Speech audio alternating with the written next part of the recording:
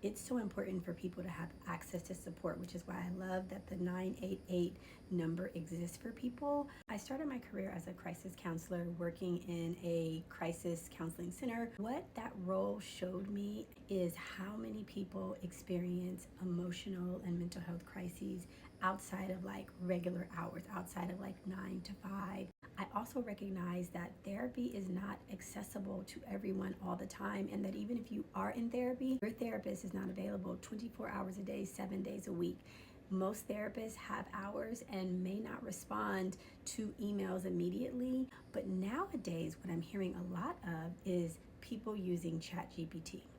Now, I am not here to make a post about ChatGPT and whether it's appropriate or it's inappropriate. I know that people are using it because I have clients that are coming into sessions saying that they put something in ChatGPT or they asked ChatGPT something. And I'm actually going to highlight how that is a help-seeking behavior and see that as a strength, as a protective factor, if you will, that my clients are not avoiding or suppressing, that they are finding an outlet to get their need met for support. And I think that that's very positive and that's very adaptive.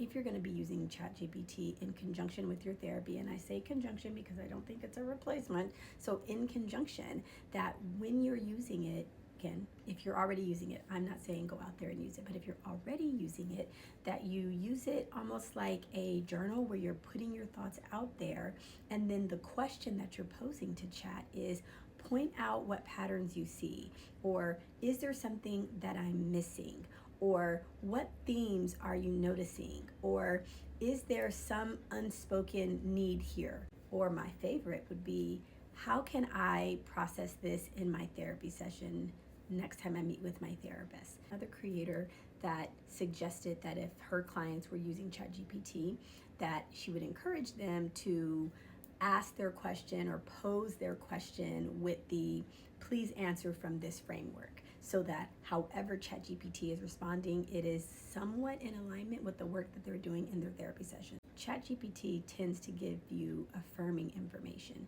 and so it may not challenge you. Now, I imagine that there are some prompts that you can say, challenge me on these thoughts, and then ChatGPT may be able to do that.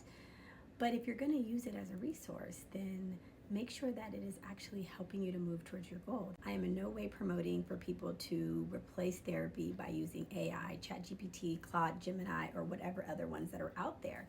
I'm saying if you're already using it, use it in a way that's going to be safe, but that it can also still function as a resource. A lot of times, crises or critical need for support occurs outside of designated hours, and clients are obviously going to draw from their resources to cope with, to manage, to navigate whatever challenges that they're facing, hopefully skills that they are learning in therapy. But sometimes you just need to talk it out. And if you don't have a friend to talk it out with, or a spouse, or journaling is just not hitting, I get that people are going to ChatGPT. So if you are, use it in such a way to identify patterns. I wouldn't say use ChatGPT to say, what should I do about this? And asking for direct advice. It can be an adjunct to what you're doing in therapy, and then process it in therapy with your therapist.